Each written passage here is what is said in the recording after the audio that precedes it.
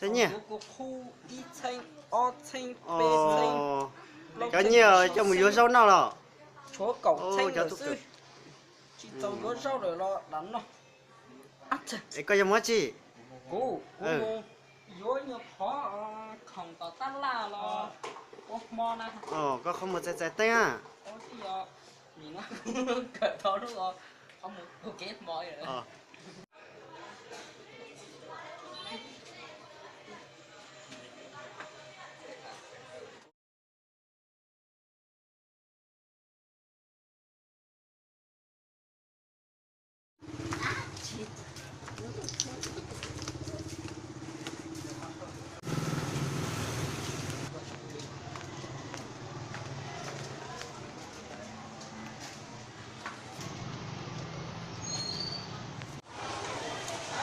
Thỏ nè.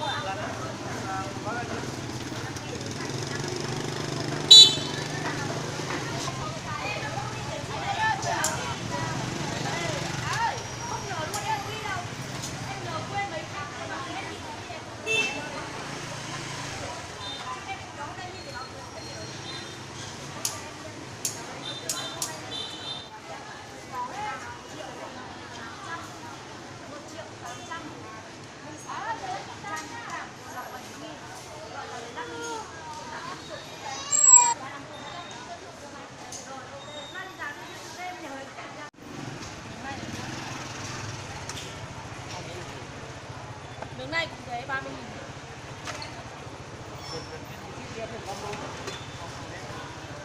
hơn đây là nhá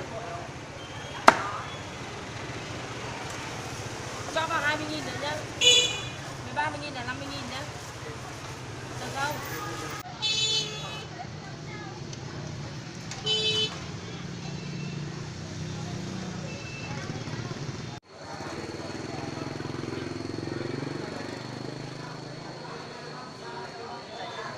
Hả?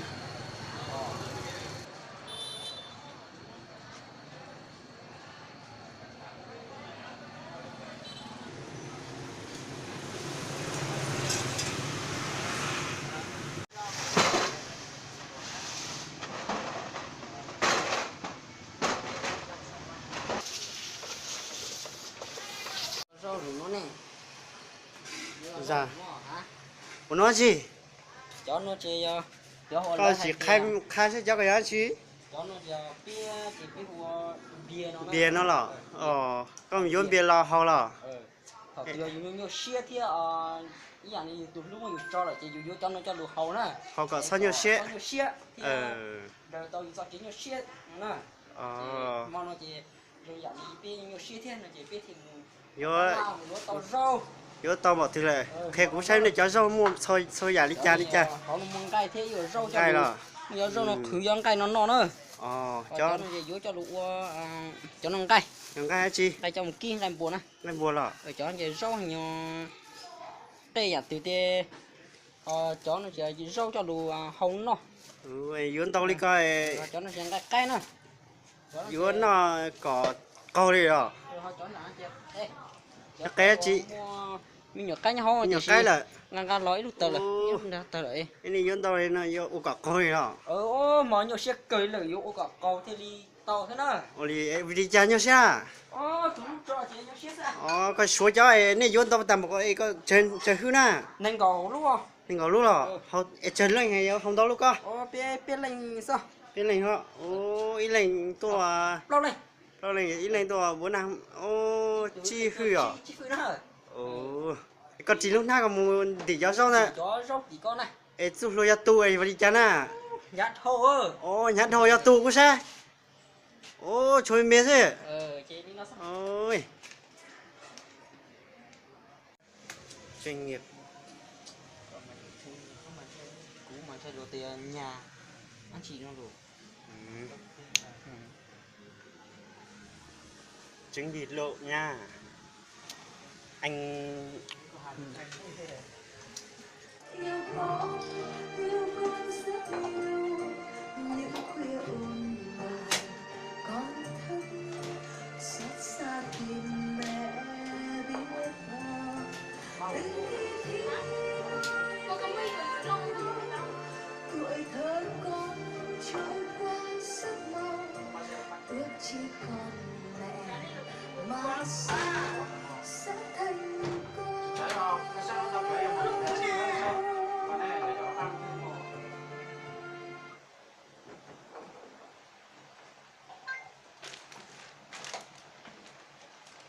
nó giờ nó chỉ biết không? Nó giờ nó chỉ. đây rồi nó là thế để nó là trong tay sao chỗ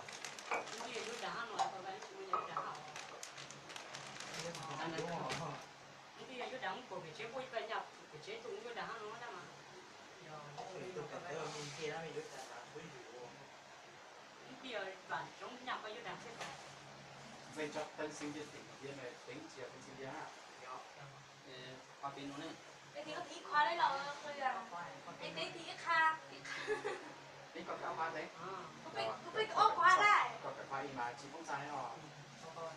có biết ốp khoa ở đây đâu thì có lo học đủ cho phát tiền không học ở nhà đi Học thì đâu đâu. giờ chỉ muốn mà thiếu rồi, chỉ muốn mà thiếu rồi đó nhở.